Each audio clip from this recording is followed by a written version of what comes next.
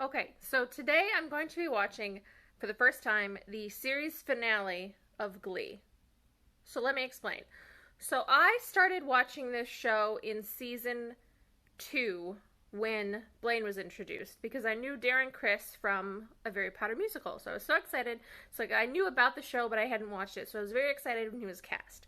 So I at that point I started at the beginning, got caught up, and then watched it as it was currently on up until somewhere in the middle of season 5. So I know I didn't watch the Corey Monteith tribute episode. I assume I was just too sad. But I did watch a couple of episodes after that. So, but somewhere in the middle of the season, I stopped watching it, and I don't think I've really watched it since then. So, the past few weeks, though, I've rewatched the whole thing up until now. Um, and that was sort of inspired by, I guess, Naya Rivera passing away. I started rewatching the series a couple days after that. But like partly to see her, but partly to watch the show. Like it's just like a fun, lighthearted show. It's a good show to watch in these times. So I've watched then the whole thing. So I'm now up to the series finale. Do I have any thoughts going into it? Okay, Blaine is my favorite character. I'll say that. I assume Rachel is going to go back to New York in this episode. I assume a lot of the original cast is going to be back. I don't know what they can do really with like the current Glee club because they just had sectionals. So let's find out. Actually, hold up, not quite yet. So the me that has to edit this is going to be a little bit frustrated because this is all being a little bit out of order. Okay, so I did also film a few short clips of some watching of like reviews of other episodes. So I have a short clip of the Corey Monteith tribute episode, and then some thoughts after watching the last couple of episodes from the final season. So I'm going to include those here first, and then I'll include somewhere on here of the timestamp of when the actual series finale reaction begins. Okay.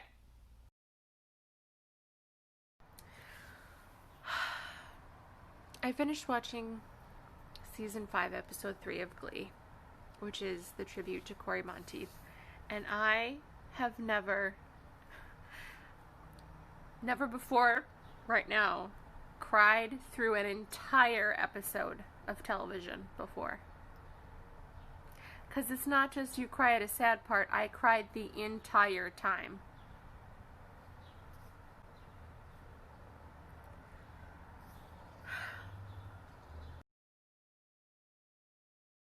Okay, so I'm getting closer to the end of Glee.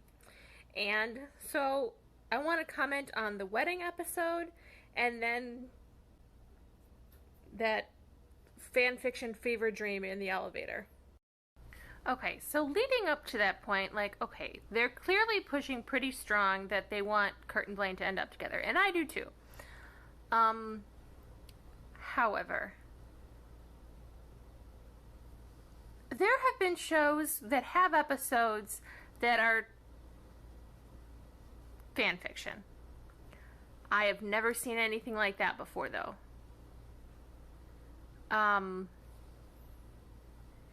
Okay, how did she mechanically? How did she do that? That was not explained. Of all the things that were not explained about that,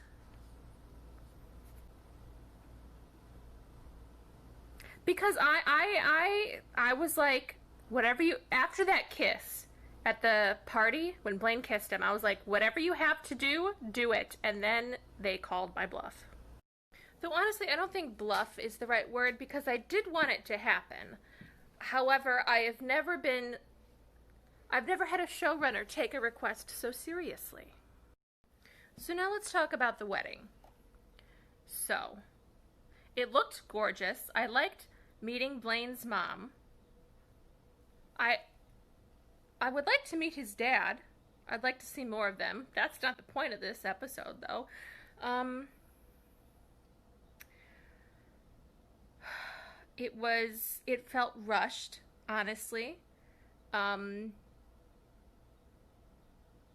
I know, like, this last season is just shorter seasons, so I don't know if that is, I mean, I assume that's a factor. Um, it was sweet. It was romantic. I do believe that they love each other, both couple. I mean, we're talking about Kurt and Blaine right now. Um, it just, it felt rushed. What did win me over, though, what made me be like, okay, proceed, I'm on board, I was partly, at least, that the wedding song was At Last by Etta James. Which, if I ever get married, I want that to be my wedding song. So honestly, I didn't have a choice at that point. So there are arguably a good handful of episodes, maybe more, of Glee that you could just be like, what was the point of that? I watched the Bar Mitzvah episode, and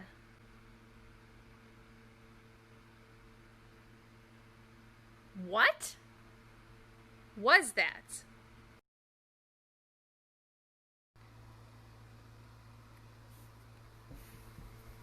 I thought that the Child Star episode was a bit ridiculous. And then there was the rise and fall of Sylvester, and I am at a loss. I am at a loss. Alright, so I just finished We Built This Glee Club. There were moments in this episode that were real sweet. And then there were moments where I was like, how did this series get 6 seasons? And that's it. That's the show. 2009 is such a great episode concept. Especially for me, because something that I like to do when I finish watching a show, I will rewatch the first episode, like to see the differences, how far they came, how much the story, like where it started. I like rewatching the first episode after finishing a series. And so basically I don't have to do that for this, because I basically just watched it again. I've never seen a show do that, and I liked it. So it's a good note to end this segment on. And now here we go. The series finale of Glee. Oh, it's the original lady. I like that. I like that they included that character. That's a nice touch. Okay, 2 thoughts right off the bat. 1, Rachel is wearing is Rachel a judge? Because I was like, that is too nice of a dress just to go to nationals, but maybe she's a judge. They have random judges. I bet she's a judge. Also, there's no way that this brand new Glee Club is in nationals. I'm not buying it. You're going to have to prove it to me. Although, hold on, I have just remembered that the Warblers are now part of the McKinley Glee Club, which, please. Also, why is there a 12-year-old? I don't like that. Is he gone? I don't think so. And one more tiny thing before I press play again. I want to see Kurt and Blaine being husbands. We haven't seen them be husbands since they've been husbands. I would like to see them be husbands, please. Actually, so sorry. One more thing. Did I make up that there was at some point a reference to a nude erections joke? Or was that just like a fandom joke? Because I've watched the whole thing now, and all within the past couple weeks. So, where's my nude erection joke? You're telling me that there is a high school Glee Club called the Sopranogasms and no one has made a nude erections joke? Granted, of all of the things that you could complain about that are jokes and innuendos, let's just get on with the show. Why is the 3rd place team always so excited? Like, even when they're at, like, regionals and sectionals, the 3rd place team, The team that is completely lost is always quite excited. I don't get it. So unless this is a dream, which I assume it's not, Rachel is way overdressed and the Warblers just won nationals. McKinley is now an arts school.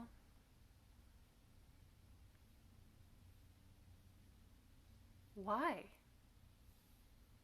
I thought they would make Schuster principal.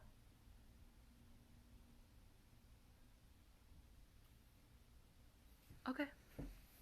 Why not? Who gets to be the one to tell Sue? Well, okay, so I was on the right track there. Principal Schuster. Will and Emma are really cute together. I like them. Who are all these children? Are these... It appears that Glee Club has grown in popularity. Okay, here's the problem. The Glee Club in a school for the arts, I assume you're going to have to turn some kids away. I don't think that the show is ending. I don't have to worry about that. Okay, well that takes care of that problem, but... I mean, okay, so are you all going to sectionals? How does this work? How does that work? Okay, so Will has just announced that he is not coaching any of the Glee clubs. Okay. When he became principal 2 seconds ago, I was like, can he still coach? Why would he not want to? First question. And second,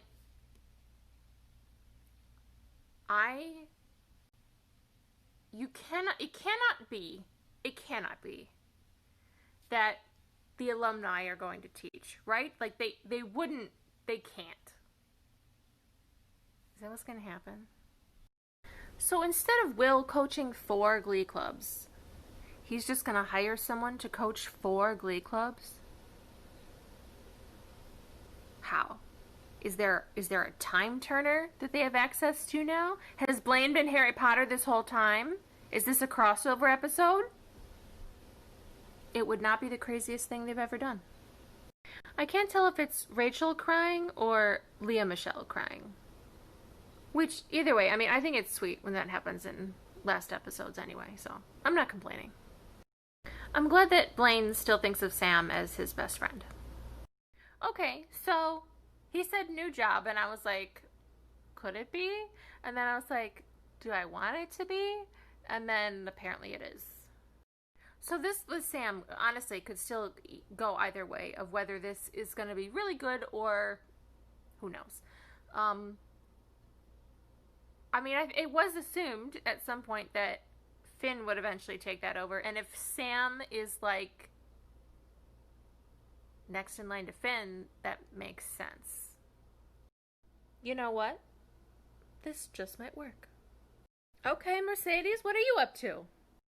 Beyonce. Why not? There's more? You lead with Beyonce and there's more? This song is going to make me cry, isn't it? Of course, Mercedes has a gospel choir. Of course. Now, what could Kurt and Blaine possibly want to talk to Sue about? Interesting. Not altogether unfair, but interesting. I mean, technically, she helped, but seriously, how did she do that, like, robot doll on a bike thing? Doesn't matter. Doesn't matter.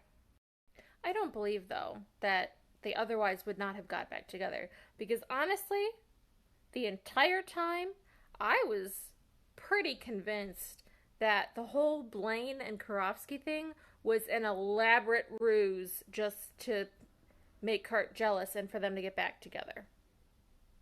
And I'm going to stick to that. So she says something very sweet to Kurt and then looks to Blaine, and I know it's going to be this snarky side. And like it's basically just like, I don't get your thing, man. And he's like, I don't get your thing either. And yeah. Oh, Becky Jackson. Has anyone ever doubted that she's just going to grow up to be Sue Sylvester? Like, is that a question that anyone has? Okay, so Winner Takes It All, an obvious song choice, but why do they have Sue sing so much? I don't get it. Okay, 5-year time jump. I was thinking they would do a time jump, so let's see. Wait a minute. This 5-year time jump is 2020. Glee in 2020. What could go wrong? Jeb Bush.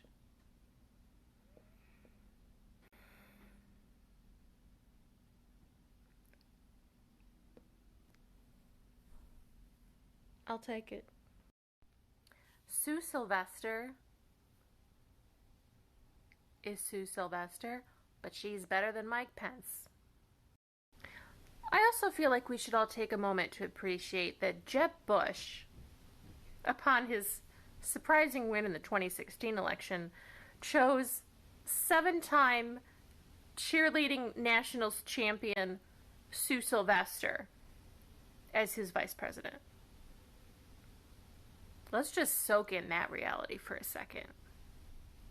And one more thing before I get started with the episode again, is that I am constantly impressed of how many ways they can have her still wearing a tracksuit.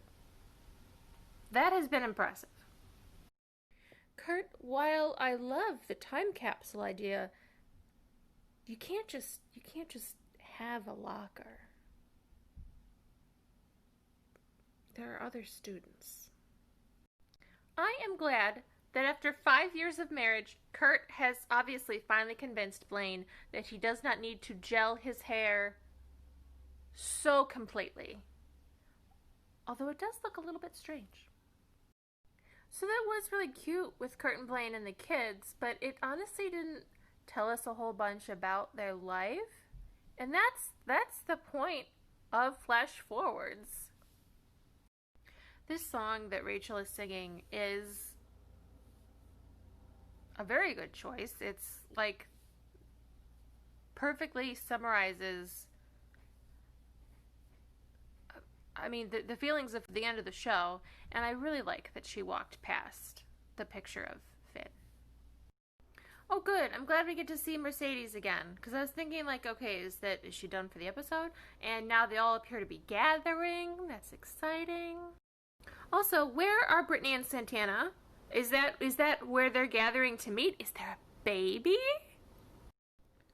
Okay, so I was half right. What has happened here? Because I feel like Rachel Berry would grow her career a little bit more before having... It's not my business. Okay, who is she a surrogate for? Brittany and Santana? Maybe? Okay.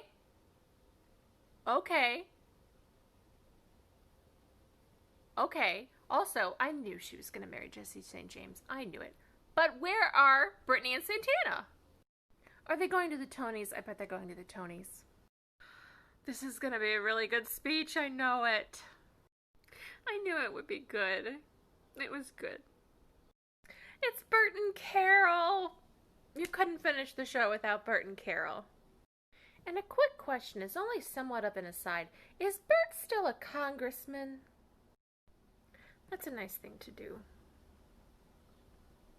And it also explains why Bert and Carol are there. They're renaming the theater for Finn. I'm glad that they included him in the finale. Okay, running very low on natural light at this point, but of course they brought everyone together. So why were Santana and Brittany only in the last 5 seconds? Anyway, okay, so thoughts on the show overall. So it's a good show. It is ridiculous. I don't think that you could, Sue alone, Sue mainly, I don't think you could do today. How did that happen? How did that happen? I don't know. But it's a good show. It's song and dance, and who doesn't love song and dance, honestly? And like there are some things you just kind of have to let go of. And if you can do that, it's a fun show. It's fun. It's good. It is what it is. But it's worth watching.